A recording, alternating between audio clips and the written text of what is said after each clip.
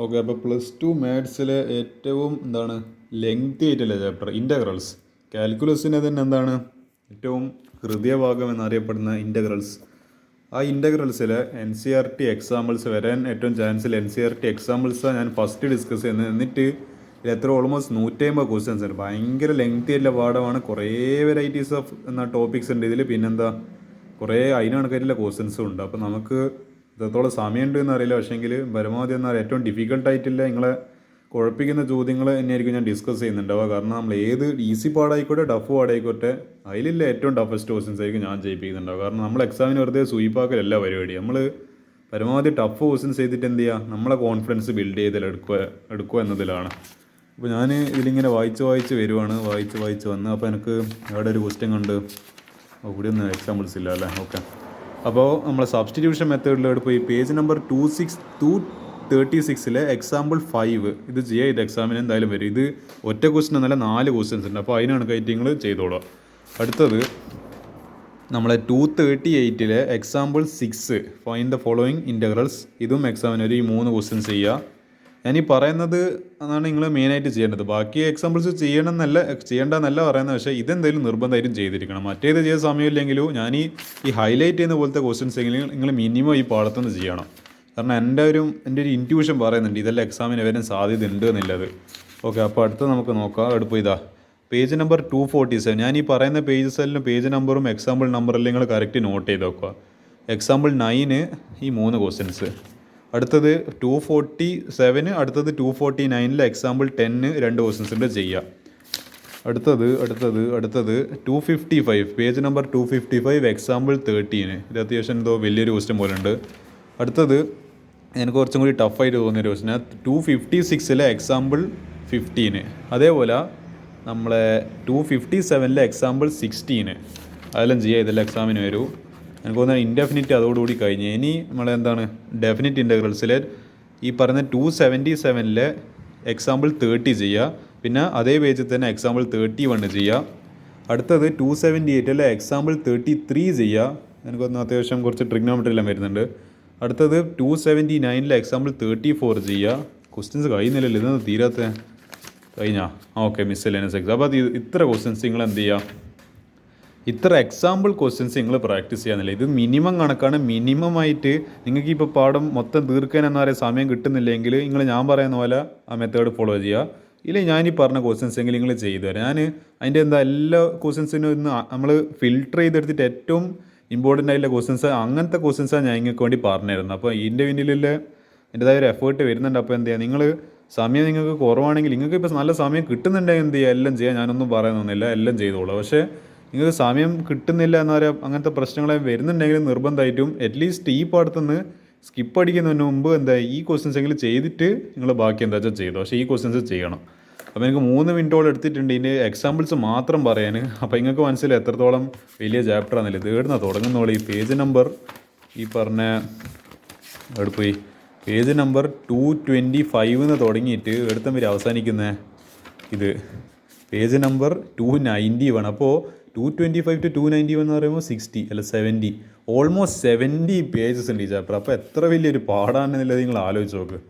അപ്പോൾ അതാണ് ഇൻ്റഗ്രൽസിൻ്റെ പ്രത്യേകത. അപ്പോൾ ഞാനീ പറഞ്ഞ ക്വസ്റ്റ്യൻസ് നിർബന്ധമായിട്ട് ചെയ്യുക. ഇനി നമുക്ക് എന്ത് ചെയ്യാം, ഇതിലെ എക്സസൈസ് ക്വസ്റ്റ്യൻസ് ഏറ്റവും ടഫസ്റ്റ് ആയിട്ടുള്ള തന്നെ ഓരോന്നായിട്ട് ചെയ്തു വരാം. ഓക്കെ, അപ്പോൾ നമ്മൾ ഇൻ്റഗ്രൽസ് എന്ന് പറയുന്ന ചാപ്റ്ററാണ്.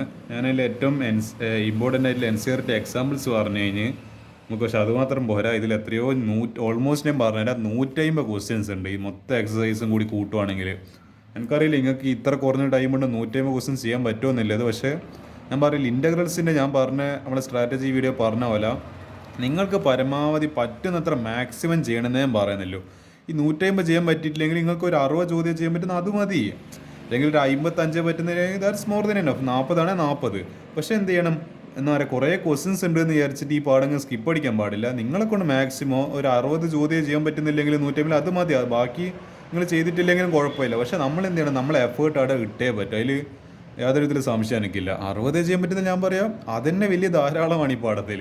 കാരണം അത്ര ലെവലിൽ നിന്ന് ഈ പാടത്തുന്ന ക്വസ്റ്റ്യൻസ് വരും. അതിൻ്റെ അപ്പുറമൊന്നും വരുമൊന്നുമില്ല. നിങ്ങൾക്ക് മൊത്തം ചെയ്യാൻ പറ്റുവാണെങ്കിൽ നിങ്ങൾ ദൈവമാണ്, ഞാൻ വേറെ ലെവലാന്ന് പറയും. പക്ഷേ നമുക്ക് ഇപ്പോൾ പ്രാക്ടിക്കലായിട്ട് ചിന്തിക്കുവാണെങ്കിൽ ഞാൻ പറയാമെന്ന് പറയാം നമ്മൾ ദൈവം ആവുന്നെല്ലാം അത് വേറെ ദിവസത്തേക്ക് മാറ്റി വെക്കാം. പക്ഷെ നമുക്കെന്താ നമുക്ക് മിനിമം സമയം കൊണ്ട് മാക്സിമം ഔട്ട്പുട്ട് ഇടാം. നിങ്ങൾ 60 ചോദ്യം ചെയ്യാൻ പറ്റുന്നില്ല 60 ചെയ്താൽ മതി, 55 പറ്റുന്നില്ലെങ്കിൽ അത് മതി, 45 അത് മതി.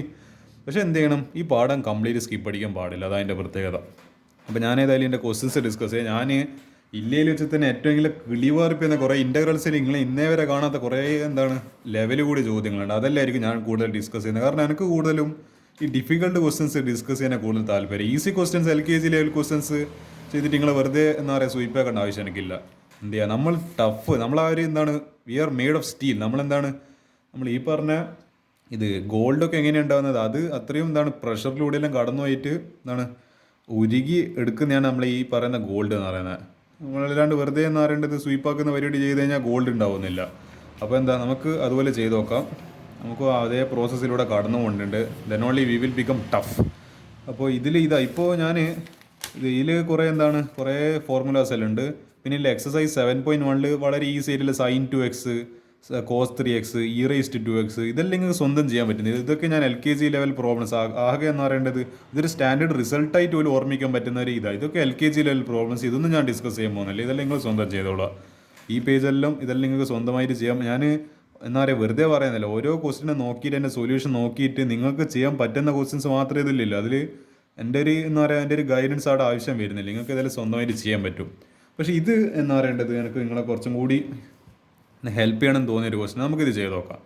Question number 22. If d/dx of f of x is equal to 4x³ minus 3/x⁴ such that f of 2 = 0, then f of x is. ഇവിടെ ഇങ്ങനെ ഒരു ഫംഗ്ഷൻ തന്നിട്ടുണ്ട്. പിന്നെ f of 2 0 എന്ന് പറഞ്ഞിട്ട് നമുക്കൊരു കണ്ടീഷൻ പോലെ തരുന്നുണ്ട്, അല്ല ഒരു വാല്യൂ തരുന്നുണ്ട്. പിന്നെ f of x എന്താണെന്ന് കണ്ടുപിടിക്കണം. അതായത് ഈ പറയുന്ന f of x എന്താണെന്നില്ല നമ്മൾ കണ്ടുപിടിക്കേണ്ടത്. അപ്പോൾ എന്താ ചെയ്യുക, നമ്മൾ d/dx of f of x = 4x³ minus 3/x⁴ എന്നെടുത്ത്. അപ്പോൾ നമ്മൾ ഈ പറഞ്ഞ ഏതിൻ്റെ ആൻറ്റി ഡെറിവേറ്റീവ് എടുക്കണം. അതായത് ഞാനൊരു കാര്യം പറഞ്ഞുതരാം. Anti derivative means it is the reverse of differentiation. Like ഇപ്പോൾ d/dx ആണ് ഡിഫറൻസിയേഷൻ എങ്കിൽ അതിൻ്റെ നേരെ ഓപ്പോസിറ്റ് നമ്മൾ ആൻറ്റോണിയം എന്നെല്ലാം പറയുന്ന സംഭവം. ഇപ്പോൾ ഇത് ഗുഡിന് ആൻറ്റോണിയം എന്ന് പറയുന്ന ബാഡ്, അതിൻ്റെ ഓപ്പോസിറ്റ്. ബാഡിൻ്റെ opposite good. പിന്നെ സണ്ണി വെതറിന് റെയിനി വെതർ, അത് പറയുന്ന പോലെ. അപ്പോൾ ഇതിൻ്റെ നേരെ ഓപ്പോസിറ്റ് സാധനം അതാണ് ഇൻ്റഗ്രേഷൻ എന്ന് പറയുന്ന ഇൻ്റഗ്രൽ. അതേപോലെ നമ്മളെ ലോഗ് എക്സ് എന്ന് പറയുന്നതാണ് ഈ പറയുന്ന ഒരു ഫംഗ്ഷൻ എങ്കിൽ അതിൻ്റെ നേരെ ഇൻവേഴ്സിൽ അതിൻ്റെ നേരെ ഓപ്പോസിറ്റാണ് ഏത് e⁻²x. എക്സ്പോണൻറ്റും ലോഗ് ദെയർ ഈ പറഞ്ഞ അതിലേക്ക് ഒരു പൂജ്യം നായിനെയും പോലെ. ഈ പൂച്ചയും നായിനും പ്രത്യേകത എന്ന് പറയുന്നത് രണ്ടും ഓപ്പോസിറ്റ് സ്വഭാവമില്ല ആൾക്കാരാണ്. പൂച്ച ചിലപ്പോൾ നല്ലതായിരിക്കും, നായിക്ക് പക്ഷേ പൂച്ചനെ ഇഷ്ടപ്പെടില്ല. അപ്പോൾ ഇവർ രണ്ടുപേരും തമ്മിൽ എനിമീസ്. നമ്മൾ ഈ ക്യാറ്റൻ ടോമിൻ്റെ കാര്യം പോട്ടെ. ഈ പറഞ്ഞ ഈ പൂച്ചയും നായിൻ്റെ കാര്യം പറഞ്ഞ പോലെ ദേ ടു ആർ എനിമീസ്. അപ്പോൾ ഇവർ രണ്ടുപേരും എപ്പം കണ്ടു കഴിഞ്ഞാലും അവർ അടിച്ചും പോവും. രണ്ടുപേരും നല്ല അടിയായി പിടിയായി പോവും, ഫൈറ്റിംഗ് ആയി തീർന്ന്. അപ്പോൾ ഞാൻ അതേ കാര്യം തന്നെ നിങ്ങൾക്കും പറഞ്ഞിട്ടാണ് ഉദ്ദേശിക്കുന്നത്. അതായത് ഇതിപ്പോൾ ഇങ്ങനെ ഒരു എക്സ്പ്രഷൻ വന്ന് ഇൻ്റഗ്രൽ d/dx. അപ്പോൾ ഞാൻ പറഞ്ഞ പോലെ ഇത് പൂച്ചയാണ്, ഇത് നായാണ്. രണ്ടൊരു ശത്രുക്കളും കണ്ണെടുത്ത കാണാൻ പറ്റാത്ത ശത്രുക്കളാണ്. അപ്പോൾ ചെയ്യും, രണ്ടും കൂടി അടിച്ചു പോയിട്ട് 1 എന്ന് പറഞ്ഞിട്ട് വരും. അല്ലെങ്കിൽ d/dx ഓഫ് ഇൻ്റഗ്രൽ ഇക്വൽ എത്രയാ, ഈ രണ്ടുപേരും അടിച്ചു 1 വരും. അപ്പോൾ ഞാനതാ പറഞ്ഞത്. അതേപോലെ നിങ്ങൾ ആലോചിച്ച് നോക്ക് e⁻log x. എന്നാൽ ഇവർ രണ്ടുപേരും ഈയും ലോഗും വലിയ ശത്രുക്കൾ. അപ്പോൾ ചെയ്യും, മറ്റേ നായും പൂച്ചയുണ്ട്, ഇവർ രണ്ടുപേരും അടിച്ചു പോയിട്ട് ഇവിടെ ഈ ബാക്കിയിൽ എക്സ് മാത്രം വരും. അപ്പോൾ അല്ലെങ്കിൽ ഓക്കെ ഇപ്പം ഇങ്ങനെയാണ് ഇതിൻ്റെ സ്ഥിതി എന്ന് പറയുന്നത്. അപ്പോൾ നിങ്ങൾ ഇതാണ് നിങ്ങൾക്ക് ഈ ക്വസ്റ്റ്യനിൽ ആവശ്യമില്ല തിയറി എന്ന് പറയുന്നത്. അപ്പോൾ we want to know that if integral and derivative come in the same അവർ ഒരുമിച്ചിട്ട് വരുവാണെങ്കിൽ രണ്ടും കൂടി അടിച്ചു പോകും.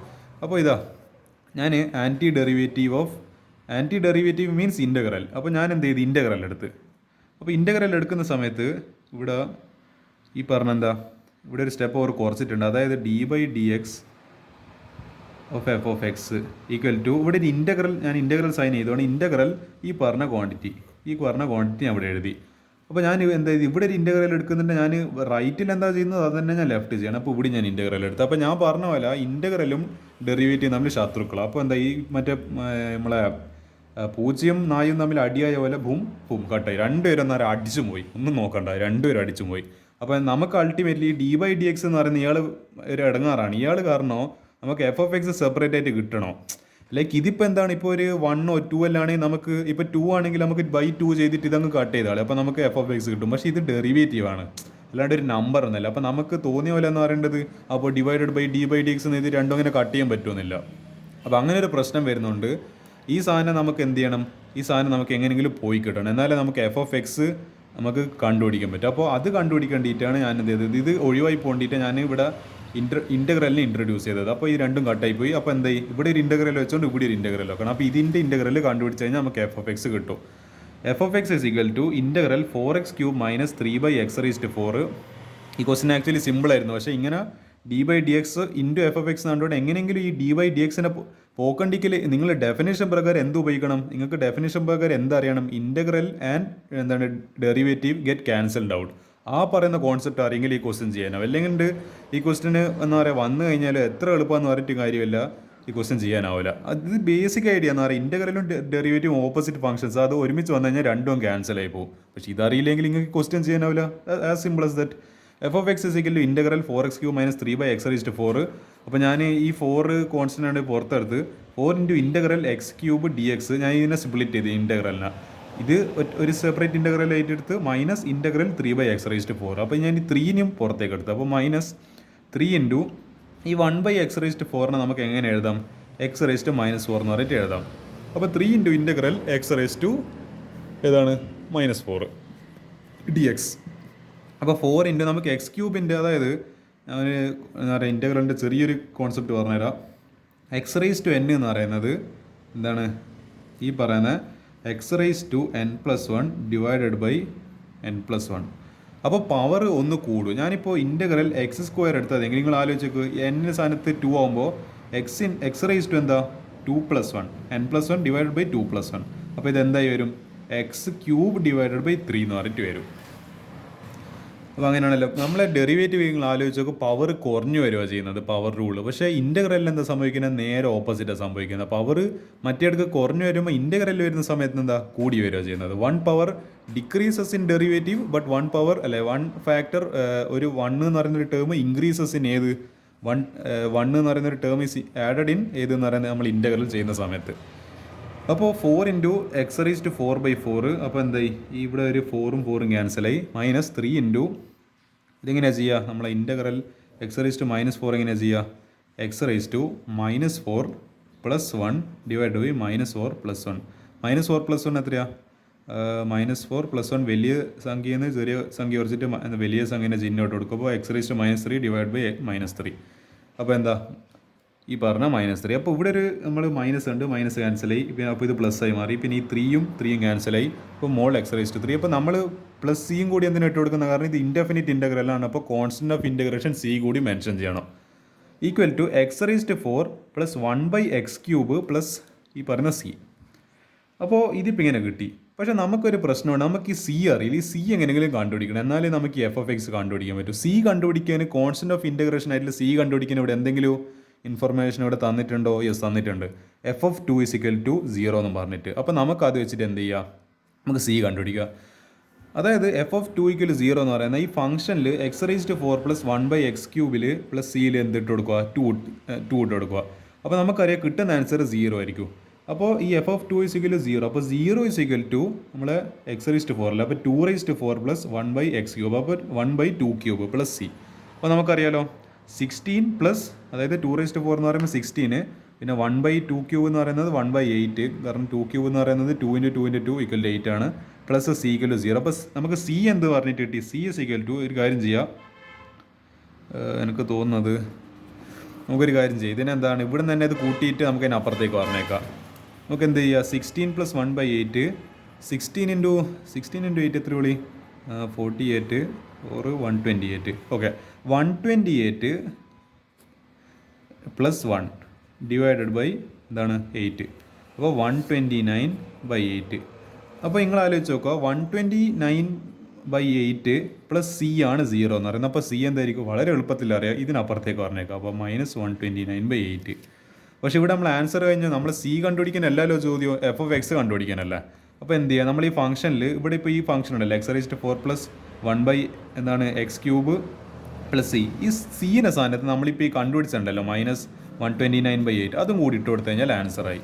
അപ്പോൾ ആൻസർ എഫ് ഓഫ് എക്സ് എന്താ ആൻസർ വരിക, f of X is equal to ഈ പറഞ്ഞ x raise to 4 plus 1/x³ minus, കാരണം ഇതിവിടെ മൈനസ് ഉണ്ട്, -129/8. ഇതിന് അങ്ങോട്ടും ഇങ്ങോട്ട് ക്രോസ് മൾട്ടിപ്ലൈ ഒന്നും ചെയ്യേണ്ട ആവശ്യമില്ല, ഇങ്ങനെ വെച്ചാൽ മതി, ഫുൾ മാർക്ക് കിട്ടും. 4 മാർക്കിന് ചോദിക്കുന്ന വളരെ ബ്യൂട്ടിഫുൾ ആയിട്ടുള്ള ഒരു ക്വസ്റ്റൻ ആയിരുന്നു ഇത്, പിന്നിലൊരു മഷിയില്ലാത്ത. അപ്പോൾ എന്താ, ഇത് ആക്ച്വലി സിമ്പിൾ ക്വസ്റ്റൻ ആയിരുന്നു, പക്ഷേങ്കിൽ ആ ഡെറിവേറ്റീവ് ഇൻ്റഗ്രൽ ഓപ്പോസിറ്റ് ഫംഗ്ഷൻസ് ആണ്, അവർ ഒരുമിച്ച് വന്നു കഴിഞ്ഞാൽ രണ്ടും ക്യാൻസലായി പോകുന്ന ആ ബേസിക് ഫണ്ടമെൻ്റൽ കോമൺ സെൻസ് നിങ്ങൾക്ക് ഉണ്ടെങ്കിൽ ഈ ക്വസ്റ്റൻ ചെയ്യാൻ പറ്റും, അല്ലെങ്കിൽ നിങ്ങൾ ഇരുട്ടത്ത് തപ്പുന്നുണ്ടാവും. പിന്നെ അതേപോലെ നമ്മൾ കോൺസ്റ്റന്റ് ഓഫ് ഇൻ്റഗ്രേഷൻ പൊതുവേ നമ്മൾ ഏടിയാണ് കണ്ടുപിടിക്കൽ, നമ്മൾ ഈ പറഞ്ഞ ഡിഫറൻഷ്യൽ ഇക്വേഷനിലാണ് കണ്ടുപിടിക്കൽ. പക്ഷേ ഇവിടെ അതിൻ്റെ ഒരു ആപ്ലിക്കേഷൻ വന്നിട്ടുണ്ട്. കോൺസ്റ്റന്റ് ഓഫ് ഇൻ്റഗ്രേഷൻ നമ്മൾ പൊതുവേ വെറുതെ സി എന്ന് പറഞ്ഞിട്ട് അങ്ങ് എഴുതല്ല, ഇതുവരെ അത് വാല്യൂ കണ്ടുപിടിക്കുന്ന ഒരു കേസ് വന്നിട്ടില്ല നമുക്ക് ഇതുവരെ. അങ്ങനത്തെ ക്വസ്റ്റ്യൻ നിങ്ങൾ ചെയ്ത് പ്രാക്ടീസ് ചെയ്തിട്ടുണ്ടാവില്ല. അതുകൊണ്ട് നിങ്ങൾ ചെയ്ത് പ്രാക്ടീസ് ചെയ്ത ക്വസ്റ്റ്യൻസാണ് ഞങ്ങളെ കൊണ്ട് അധികം ചെയ്യിപ്പിക്കുന്നത്. കാരണം ഇങ്ങനത്തെ ക്വസ്റ്റ്യൻസ് വന്നു കഴിഞ്ഞാൽ എന്തായി പോകും വേണ്ടി പാടില്ല എക്സാമിൽ, ബന്നായി വേണ്ടി പാടില്ല എക്സാമിന്. അടുത്തത് എനിക്കറിയില്ല, ഇത് ഇനി ഈ ക്വസ്റ്റ്യനും കൂടി ഡിസ്കസ് ചെയ്യുന്നപ്പോഴത്തെ നമുക്ക് എന്തായാലും ക്വസ്റ്റ്യൻ ഡിസ്കസ് ചെയ്യാം. ഇൻ്റഗ്രൽ ഇതെല്ലാം നിങ്ങൾക്ക് സ്വന്തമായിട്ട് ചെയ്യാൻ പറ്റുന്നത്, അതുകൊണ്ട് ഞാൻ ഈ ക്വസ്റ്റ്യൻ ഡിസ്കസ് ചെയ്യുന്നില്ല. നമുക്ക് ഇത് ചെയ്ത് നോക്കാം. അതായത് എന്തായത് ബുക്ക് ഒരുമാതിരി ഒരു മിനിറ്റ് ബുക്കിനൊന്ന് ശരിയാക്കട്ടെ. ഓക്കെ, ഇൻ്റഗ്രൽ എന്താണ് 1/(x - (dx). അപ്പോൾ ഞാനൊരു കാര്യം ചെയ്യാം, ഇതിന്ന് രണ്ടിന്നും കോമൺ ആയിട്ട് ഇൻ്റഗ്രൽ 1/(x - ((dx), ഇതിന്ന് ഡിനോമിനേറ്ററിൽ നിന്ന് കോമൺ ആയിട്ട് √x പുറത്തെടുക്കാം. അപ്പോൾ എന്ത് പറ്റും, √x × √x - 1. അപ്പോൾ നിങ്ങൾ ആലോചിച്ച് നോക്കൂ, അന്നേരം അതെങ്ങനെ ഇതിന് ഈക്വൽ ആവുമെന്നുള്ളത് ഞാൻ കാണിച്ചു തരാം. അപ്പോൾ ഞാൻ ഈ അതേ സാധനം തന്നെ പിന്നെ എഴുതുന്നത് √x - 1. അപ്പോൾ √x × √x, അതായത് ഞാൻ ഡിസ്ട്രിബ്യൂട്ട് ചെയ്യാണ്, √x × √x² അപ്പോൾ എന്ത് വരും, √x² മൈനസ് എന്താണ്, അല്ല സോറി മൈനസ് അല്ല, അപ്പോൾ √x × -1 -√x. അപ്പോൾ നമുക്കറിയാം √x-ൻ്റെ സ്ക്വയർ എന്ന് പറയുന്നത് ഈ സ്ക്വയറും റൂട്ടും തമ്മിലെ ക്യാൻസലായി, അപ്പോൾ എക്സ് മൈനസ് √x. അപ്പോൾ നമുക്ക് അതിനാണല്ലോ കിട്ടിയത്. അപ്പോൾ ഞാൻ എടുത്ത രീതി ശരിയാണല്ലോ. അപ്പോൾ √x എങ്ങനെ നമ്മൾ കോമൺ ആയിട്ട് പുറത്തെടുക്കുക, അപ്പോൾ ഇത് മനസ്സിലാക്കുക. നിങ്ങൾക്ക് ഡൗട്ട് വരുന്നുണ്ടെങ്കിൽ ഈ √x-നുള്ളിലേക്ക് രണ്ട് സൈഡിലേക്ക് മൾട്ടിപ്ലൈ ചെയ്താൽ മതി. അപ്പോൾ ഇതന്നെ കിട്ടുന്നുണ്ടെങ്കിൽ നമ്മൾ എടുത്ത മെത്തേഡ് ശരിയാണ്, നമ്മൾ ഈ കോമൺ ആയിട്ട് എടുത്ത രീതി ശരിയാണെന്ന് നമുക്ക് മനസ്സിലാവും. ഇനി എന്താ ചെയ്യേണ്ടതെന്ന് വെച്ചാൽ ഇവിടെ ഒരു √x - 1 ഉണ്ടല്ലോ, ഈ √x - 1 t എന്ന് പറഞ്ഞിട്ട് ഒരു സബ്സ്റ്റിറ്റ്യൂഷൻ കൊടുക്കുക, എന്തെങ്കിലും ഒരു ടിയോ വിയോ എക്സോ എന്തെങ്കിലും പറഞ്ഞിട്ട് സബ്സ്റ്റിറ്റ്യൂഷൻ കൊടുക്കുക. അപ്പോൾ നമ്മളിതിനെ ഡെറിവേറ്റീവ് എടുക്കുന്ന സമയത്ത് √x - 1 = t എന്ന് പറഞ്ഞിട്ട് ഡെറിവേറ്റീവ് എടുക്കുന്ന സമയത്ത് രണ്ടിടക്കും d/dx എടുക്കുക. അപ്പോൾ ഇത് dt/dx ആവും. അപ്പോൾ എന്താ ഇതിൻ്റെ ഡെറിവേറ്റീവ് ഓഫ് √x എന്താ നമുക്കറിയാം, 1/2 √x. അപ്പോൾ -1, അതായത് കോൺസ്റ്റൻ്റ് ഡെറിവേറ്റീവ് എന്താ 0 = dt/dx. അതിനെ അവരോട് എഴുതിയിട്ടുള്ളത് dt/dx = എന്താണ് 1/2 √x. അപ്പോൾ ഈ പറഞ്ഞ നമുക്ക് dx ആണ് വേണ്ടത്. അപ്പോൾ എന്ത് ചെയ്യുക, ഈ dt-നെ താഴെ പറഞ്ഞേക്കുക. അപ്പോൾ ഇത് dx-നെ മുകളിൽ പറഞ്ഞേക്കുക, dt-നെ താഴെ പറഞ്ഞേക്കുക. ഇതിങ്ങനെ ക്രോസ് മൾട്ടിപ്ലൈ ചെയ്യുക. അപ്പോൾ എന്ത് കിട്ടും, dx = 2 √x dt. അപ്പോൾ എന്ത് കിട്ടി നമുക്ക്, 2 √x dt എന്നും പറഞ്ഞിട്ട് കിട്ടി. അപ്പോൾ നമുക്ക് എന്ത് ചെയ്യാം, നമ്മൾ ഇനി integral I = integral 1/√x - 1 dx = എന്താണ് ഇത് 1/√x ഈ √x - 1-ന് നമ്മൾ എന്താ സബ്സ്റ്റിറ്റ്യൂഷൻ കൊടുത്തത്, 2 √x dt എന്ന് പറഞ്ഞിട്ട് നമ്മൾ കൊടുത്തിട്ടുള്ളത്. അപ്പോൾ ഇവിടെ അല്ല, ആക്ച്വലി എന്താ നമ്മൾ ഈ dx-ൻ്റെ സ്ഥാനത്ത് 2 √x dt എന്ന് പറഞ്ഞിട്ട് കൊടുത്തിട്ടുള്ളത്. ഓക്കെ എനിക്ക് മനസ്സിലായി. അതായത് 1/√x, പിന്നെ ഈ √x - 1 നമ്മൾ എന്തെങ്കിലും സബ്സ്റ്റിറ്റ്യൂഷൻ കൊടുത്തത് t അല്ല, അപ്പോൾ ഇത് ആ t ആണ് ഇവിടെ എഴുതിയിട്ടില്ല, t എന്ന് പറയുന്നത്. അതേപോലെ ഈ dx-ന് പകരം നമ്മളിവിടെ എന്താ കൊടുത്തിട്ടുള്ളത്, 2 √x dt. അപ്പോൾ 2 √x dt എന്ന് പറഞ്ഞിട്ട് വന്ന്. അപ്പോൾ നിങ്ങൾ ഇവിടെ വളരെ കോമഡി ആയിട്ട് കാണുന്നുണ്ടോ, ഇവിടെ √x-ഉം കൂടി തമ്മിൽ വളരെ നൈസായിട്ട് ക്യാൻസൽ ആയിപ്പോയി, t ബാക്കി = 2/t, അതായത് 2/t dt. ഇതിപ്പോൾ സിമ്പിൾ ഇൻ്റഗ്രലായിട്ട് മാറി. ആ 2-നെ പുറത്തെടുക്കുക. അപ്പോൾ ഇൻ്റഗ്രൽ എന്ത് വരും, അതായത് ഇത് പോട്ടെ, ഇൻ്റഗ്രൽ 1/x dx = ഏത് x, ln x, അതായത് നാച്ചുറൽ ലോഗ് എന്താണ് മോഡിൻ്റെ ഉള്ളിൽ x. കാരണം എന്താ, നമ്മളെ ലോഗാരിതം ഒരിക്കലും നെഗറ്റീവ് ആവാൻ പാടില്ല ലോഗ്, അതുകൊണ്ട് നമ്മൾ മോഡ് പുറത്തിട്ട് കൊടുക്കുന്നത് എക്സിൻ്റെ പുറത്ത്. അപ്പോൾ എന്താ 2/t ആകുമ്പോൾ 2നെ പുറത്തെടുത്ത് കഴിഞ്ഞാൽ 2 ഇൻറ്റു ഇൻ്റഗ്രൽ 1/t എന്ന് പറഞ്ഞിട്ട് വരും. അപ്പോൾ അതിൻ്റെ ഇത് എടുക്കുന്ന സമയത്ത് 2 into log t plus C. പക്ഷേ ഇതാണ് നമ്മൾ ആൻസർ അല്ല. കാരണം ഇവിടെ ചെറിയ പ്രശ്നമുണ്ട്. നമ്മൾ ടി എന്ന് പറഞ്ഞിട്ട് എഴുതി നമ്മുടെ ഫൈനൽ ആൻസറിലേക്ക് എത്തിച്ച പോലെ ഉണ്ട്. പക്ഷേ എങ്കിൽ ടി നമ്മൾ എന്തായിരുന്നു കൊടുത്തത്? √x+1 അല്ല √x-1 കൊടുത്തതെന്നില്ല ആ ഒരു മെമ്മറി നമുക്ക് അന്നേരം ഉണ്ടാവണം. എന്നിട്ട് ചെയ്യുന്നത് ബാക്ക് സബ്സ്റ്റിറ്റ്യൂഷൻ ചെയ്യുക. പ്ലസ് ഇവിടെ ഒരു സി ഉണ്ട്. അപ്പോൾ 2 ലോഗ് നമ്മുടെ ടീൻ്റെ സ്ഥാനത്ത് ടി എന്തായിരുന്നു നമ്മൾ കൊടുത്തത് അത് തന്നെ വീണ്ടും തിരിച്ച് ബാക്ക് സബ്സ്റ്റിറ്റ്യൂട്ട് ചെയ്യുക, തിരിച്ച് സബ്സ്റ്റിറ്റ്യൂട്ട് ചെയ്യുക. 2 ലോഗ് റൂട്ട് അതായത് മോഡ് √x-1 പ്ലസ് സി. ഇതായിരിക്കും ആൻസർ എന്ന് പറയുന്നത്. അതാണ് ഇതിലെ രണ്ടാമത്തെ ക്വസ്റ്റിന്. ഏതായാലും ഞാൻ ഒരു ക്വസ്റ്റ്യൻ കൂടി ഡിസ്കസ് ചെയ്യാം, എന്നിട്ട് നമുക്ക് ഇതിൻ്റെ അടുത്ത പാർട്ട് 2 ചെയ്യാം. ഞാൻ മിക്കവാറും എനിക്ക് തോന്നുന്നത് ഒരു 5 6 7 ക്ലാസ് വേണ്ടി വരും. ഇത് അത്രക്കാരും ചോദ്യമുണ്ട്. ഞാൻ ആകെ 2 ക്വസ്റ്റ്യൻ ഡിസ്കസ് ചെയ്യുന്നപ്പോഴത്തേക്ക് എത്ര സമയമാണ് പോകുന്നത്? അതാണ് ഇൻ്റഗ്രൽസിൻ്റെ പ്രത്യേകത. ഞാൻ അത് സത്യം മനസ്സിലാക്കിയിട്ട് തന്നെ ഞാൻ ഈ ക്വസ്റ്റ്യൻ സിംഗിളായിട്ട് ഡിസ്കസ് ചെയ്യുന്നത്. ഇതെല്ലാം കുറേ ഇതുപോലത്തെ എല്ലാം എന്താ പറയുക ഭയങ്കര ലെവൽ കൂടിയ ചോദ്യങ്ങളുണ്ട്. e⁻²x-1 divide by e⁻²x+1. ഇതൊക്കെ നിങ്ങൾ എന്താ പറയുക നിങ്ങളുടെ ലൈഫിൽ നിങ്ങൾ എവിടെയും കണ്ടിട്ടുണ്ടാവില്ല ഈ ക്വസ്റ്റ്യൻസ് ഒന്നും. അത്രയും എന്താണ് നമ്മൾ NCERT ഇതാ ഈ ടെക്സ്റ്റ് ബുക്ക് എന്ന് പറയുന്ന സാധനം എന്താ പറയുക ഞാനൊരു റെയ്ഡ് നടത്തി അതുള്ളിൽ. ഇതൊരു വലിയൊരു സമുദ്രമാണെങ്കിൽ സമുദ്രത്തിൽ ഞാനങ്ങ് ഇറങ്ങിയത്. എന്നിട്ട് ഈ ക്വസ്റ്റ്യൻസ് എല്ലാം നിങ്ങൾക്ക് വേണ്ടി ഞാൻ തിരഞ്ഞു കണ്ടുപിടിച്ചിട്ട് ഡിസ്കസ് ചെയ്യുന്നതാണ്. അപ്പോൾ നമുക്കത് ഇതെല്ലാം ചെയ്ത് നോക്കാം. അടുത്ത ക്വസ്റ്റ്യൻ നമ്പർ 14 ഇൻ്റഗ്രൽ 1/x log x whole raise to m. ഇവിടെ എന്താ ഒരു വൃത്തിയായിട്ടൊരു പ്രശ്നമുണ്ടല്ലോ. അതായത് ഈ പറഞ്ഞ എന്താണ് നമ്മളെ log x-ൻ്റെ മുകളിൽ എന്തോ ഒരു അൺനോൺ ക്വാണ്ടിറ്റേറ്റിൽ m അല്ലെങ്കിൽ x നമുക്കറിയില്ല, അതേപോലെ വേറൊരു ക്വാണ്ടിറ്റേറ്റ് m എന്നും പറഞ്ഞിട്ട് വന്ന് ഇവിടെ അവർ ഹിൻറ്റ് പറയുന്നുണ്ട്. അതായത് ഇവിടുത്തെ പ്രശ്നം എന്തോന്ന് അവർ പറഞ്ഞു വരുന്നത് ഹിയർ ഗിവൺ ഇൻറ്റിഗ്രാൻ അല്ലെങ്കിൽ integral is not in any standard form. ഇത് കാണുമ്പോൾ നമുക്ക് ഒരു സ്റ്റാൻഡേർഡ് ഫോം നമ്മൾ പഠിച്ച സ്റ്റാൻഡേർഡ് റിസൾട്ട് ഒന്നും ഓർമ്മ വരുന്നില്ല. So we convert it by substitution method in standard form and then integrate it. നമ്മൾ കഴിഞ്ഞ ക്വസ്റ്റ്യനിൽ നമ്മളതൊരു സ്റ്റാൻഡേർഡ് ഫോം ആയിരുന്നില്ല. പക്ഷേ നമ്മൾ എന്താക്കി ഒരു സബ്സ്റ്റിറ്റ്യൂഷൻ ടി എന്ന് പറഞ്ഞിട്ടൊരു സബ്സ്റ്റിറ്റ്യൂഷൻ കൊടുത്തിട്ട് നമ്മൾ എന്താക്കി മാറ്റി integral 1/x log x log mod x വരുന്ന രീതിയിൽ നമുക്ക് എന്ത് കിട്ടി? ഒരു സ്റ്റാൻഡേർഡ് റിസൾട്ടിലേക്ക്. അതായത് ഡയറക്റ്റ് ആയിട്ട് അവിടെ കൊടുത്തിട്ടില്ല, പക്ഷേ നമ്മൾ ഒരു സബ്സ്റ്റിറ്റ്യൂഷൻ കൊടുത്തിട്ട് എന്തിലേക്ക് മാറ്റി? നമുക്ക് അറിയുന്ന ഒരു ഫോമിലേക്ക് മാറ്റിയിട്ട് അറിയുന്ന ഒരു സ്റ്റാൻഡേർഡ് റിസൾട്ടിലേക്ക് മാറ്റിയിട്ട് പിന്നെ നമ്മൾ അറിയുന്ന സാധനം കിട്ടിക്കഴിഞ്ഞാൽ പിന്നെ നേരെ അങ്ങ് ഇൻ്റഗ്രേറ്റ് ചെയ്യാമല്ല. അപ്പോൾ എന്ത് ചെയ്ത് നമ്മൾ അറിയുന്ന ഫോമിലേക്ക് മാറ്റിയിട്ട് നമ്മൾ എന്ത് ചെയ്ത് പിന്നെ അങ്ങോട്ട് ഇൻ്റഗ്രേറ്റ് ചെയ്ത് ഓക്കെ. അപ്പോൾ അത് ക്ലിയർ ആണല്ലോ. അപ്പോൾ നമുക്ക് എങ്ങനെയെങ്കിലും ഇതിന് എന്തെങ്കിലും ഒരു സബ്സ്റ്റിറ്റ്യൂഷൻ കൊടുത്തിട്ട് നമുക്ക് കാര്യം എങ്ങനെയെങ്കിലും നമുക്ക് നടക്കണം. അപ്പോൾ integral 1/x log x whole raise to m dx. ഇതിപ്പോൾ ഇങ്ങനെ തന്നെ ഇരിക്കട്ടെ, നമുക്ക് തൽക്കാലത്തേക്ക് ഇതിനൊന്നും ചെയ്യാനാവില്ല. നമുക്കൊരു കാര്യം ചെയ്യാം, log x-ന് t എന്ന് പറഞ്ഞിട്ട് ഒരു സബ്സ്റ്റിറ്റ്യൂഷൻ കൊടുക്കാം. അതായിരിക്കും ഏറ്റവും ബെസ്റ്റ്. log x എന്ന് പറയാൻ എനിക്ക് കാരണം തോന്നുന്നത് ഇത് കാരണം എന്താ ഇവിടെ ഞാൻ ഈ 1/, അതായത് എൻ്റെ ഒരു ഒബ്സർവേഷൻ നിങ്ങൾ ശ്രദ്ധിച്ചു നോക്കുക. ഞാൻ ഇവിടെ 1/x എന്ന് പറഞ്ഞിട്ട് കാണുന്നുണ്ട്. അപ്പോൾ എനിക്ക് ഓൾറെഡി മനസ്സിലായി log x-നെ ഡെറിവേറ്റ് ചെയ്യുന്ന 1/x. അപ്പോൾ എങ്ങനെയെങ്കിലും ഈ 1/x-ഉം ഈ dx-ലും ചേർന്നിട്ട് എങ്ങനെയെങ്കിലും dt ആയിട്ട് മാറാൻ ചാൻസ്. അതായത് ഞാൻ അങ്ങനെയാണ് ചിന്തിക്കുന്നത്. 1/x-ഉം log x-ഉം കാണുമ്പോൾ എനിക്ക് മനസ്സിലായി log x-ന് ഡെറിവേറ്റീവാണ് 1/x. അങ്ങനെ എൻ്റെ ഒരു അപ്രോച്ച് പോകുന്നത്. അപ്പോൾ എനിക്ക് മനസ്സിലായി ഏറ്റവും ബെസ്റ്റ് എന്ന് പറയുന്നത് log x-ന് ഒരു സബ്സ്റ്റിറ്റ്യൂഷൻ കൊടുക്കുക t. അപ്പോൾ log x-ന് ഡെറിവേറ്റീവ് എടുക്കുന്ന സമയത്ത് 1/x = dt/dx. അപ്പോൾ dx = x dt. അപ്പോൾ അതായത് ഇങ്ങോട്ട് ക്രോസ് മൾട്ടിപ്ലൈ ചെയ്യുന്ന സമയത്ത് x dt എടുത്ത് പോയി dx. അപ്പോൾ നമുക്ക് മനസ്സിലായി integral i integral 1/x log x whole raise to m dx integral 1 into നമ്മൾ കഴിഞ്ഞ ക്വസ്റ്റ്യനിൽ ചെയ്ത പോലെ തന്നെ dx-ൻ്റെ പകരം എന്തിട്ട് കൊടുക്കുക? ഈ പറഞ്ഞ x dt ആണ് ഞാൻ dx-ന് പകരം ഞാൻ ഇട്ട് കൊടുത്തിട്ടുള്ളത്. അതേപോലെ x-ൻ്റെ log x നമ്മൾ എന്ത് സബ്സ്റ്റിറ്റ്യൂഷൻ കൊടുത്തത്? ടി മാത്രമാണ്. പക്ഷേ ഇവിടെ ഒരു മുകളിലൊരു ഹോൾ പവറായിട്ട് എന്തിൻ്റെ ഒരു m ഉണ്ട്. അപ്പോൾ t⁻m. അപ്പോൾ നമ്മൾ വളരെ എളുപ്പത്തിൽ കണ്ട് എന്താ പറയേണ്ടത് ഈ എക്സും കൂടി ക്യാൻസലായി. ഇതിപ്പോൾ എന്തായി മാറി? ഇൻ്റഗ്രൽ 1/t⁻m dx ആയിട്ട് dt ആയിട്ട് മാറി. അപ്പോൾ നമ്മൾ പഠിച്ചിട്ടുണ്ട് ഇപ്പോൾ ഇൻ്റഗ്രൽ 1/x⁵5 നമ്മൾ എന്താ ചെയ്യുക? x⁻, ഈ 5 മുകളിലേക്ക് വരുമ്പോൾ എന്താവും? -5. അതായത് ഇതിപ്പോൾ താഴെ എന്താണ് 1/x⁻⁻6 ആണെങ്കിൽ മുകളിൽ വരുന്ന സമയത്ത് എന്താവും? x⁻6 ആയിട്ട് മാറും.